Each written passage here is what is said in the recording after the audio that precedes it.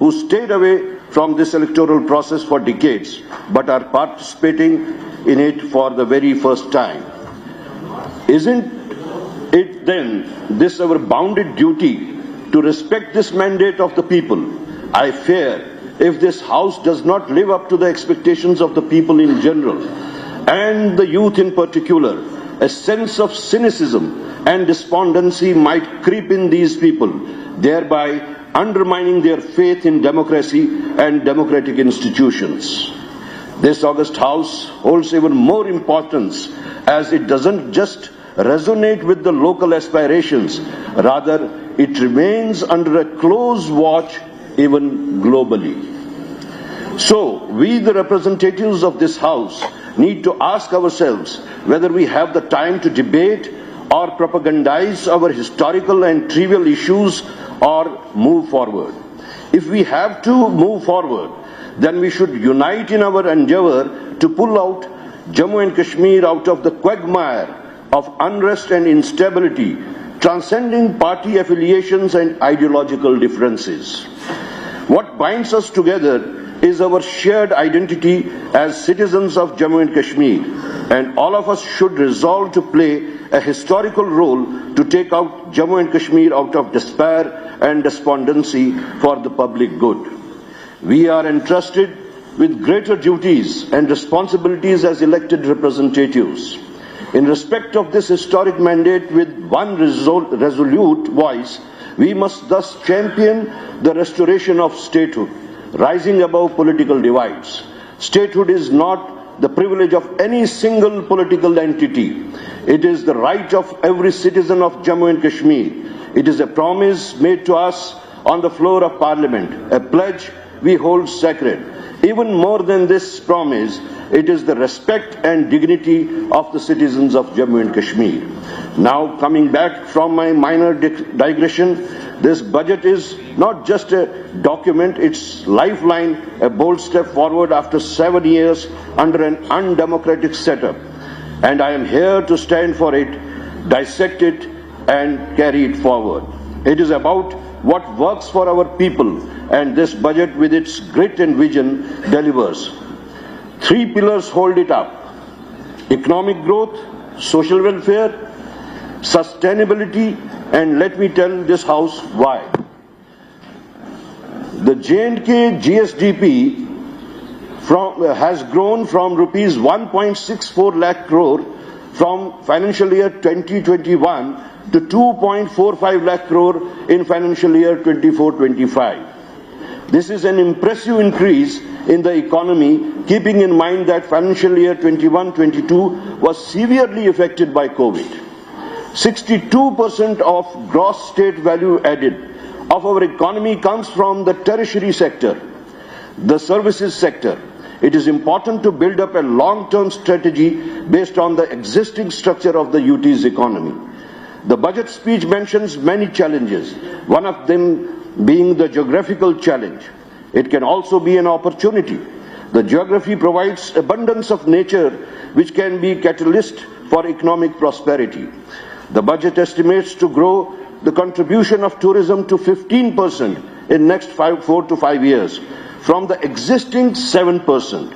The government should benchmark global tourism leaders like Switzerland and Thailand to adopt best practices and become a global tourism powerhouse. The budget has pegged the fiscal deficit for financial year 25-26 at a very impressive 3%, down from 5.5% for financial year 24-25. Revised estimates: the state GDP growth is projected at 9.5% for the financial year 25-26. The government should leverage the tools like GSTN from Indian digital public infrastructure and the expected developments in AI to zealously strive for attaining these goals. India has set global benchmarks in DPI, and we should build up on this infrastructure and train its administration to be trendsetter in the use of artificial intelligence to plug in any gaps and privileges.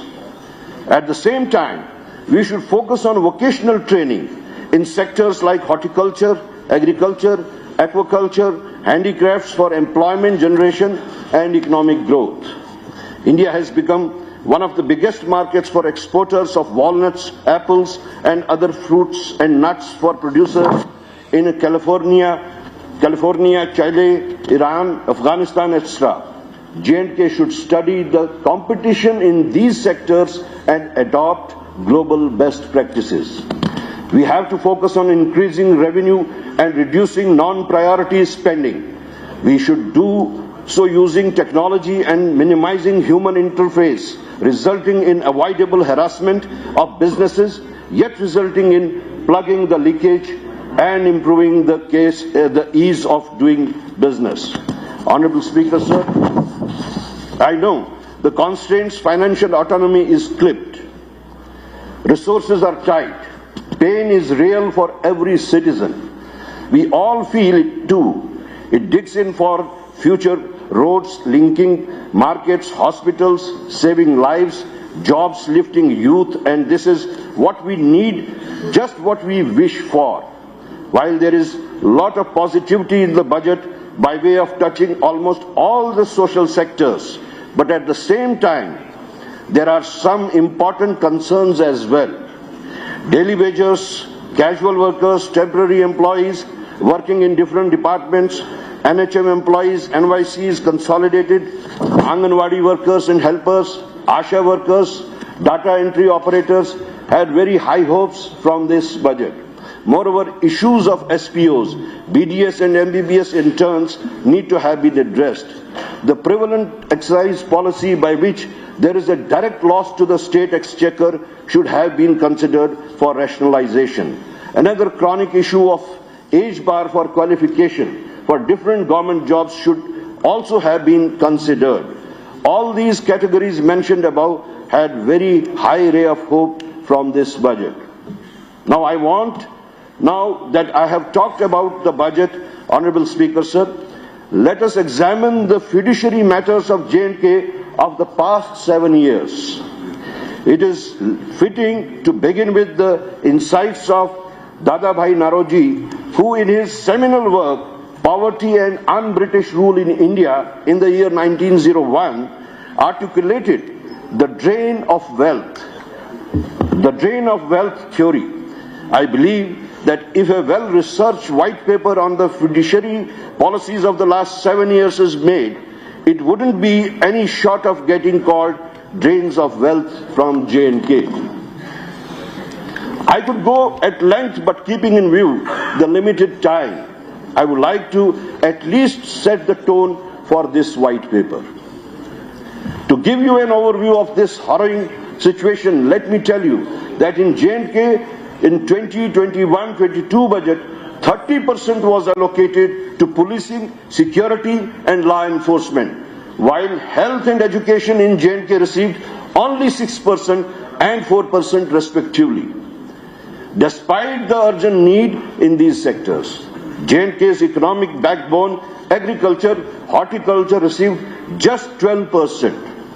I wonder that this is happening when we are being told that security concerns post-2019 have reduced. Just imagine what would have happened to this allocation if it wasn't so. The abrogation of constitutional guarantees in 2019 was heralded as a new dawn for the region, promising development and prosperity. However, as we stand here today, the reality paints a starkly different picture. The economic policies implemented since then have not only failed to uplift our economy, but have in many ways exasperated the challenges we face.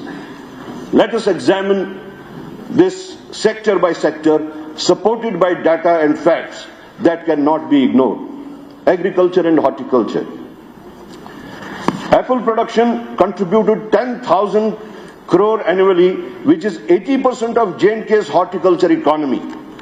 Post-2019, growers faced issues like 25 to 30% cost increase due to 18% GST on packaging material, which led to 2022 protests. Further, As far as this sector is concerned, while organic farming is being promoted as sustainable and more remunerative in the international markets by the central government, Sikkim is being promoted as the first Indian state to be 100% organic. I ask, why are J&K's organic farms being flushed with chemicals, pesticides, herbicides, fertilizers? Why these double standards? What sinister objectives can be attributed to this? Mining and minerals. 70% of the mining blocks auctioned post 2019 went to non-local firms, according to J&K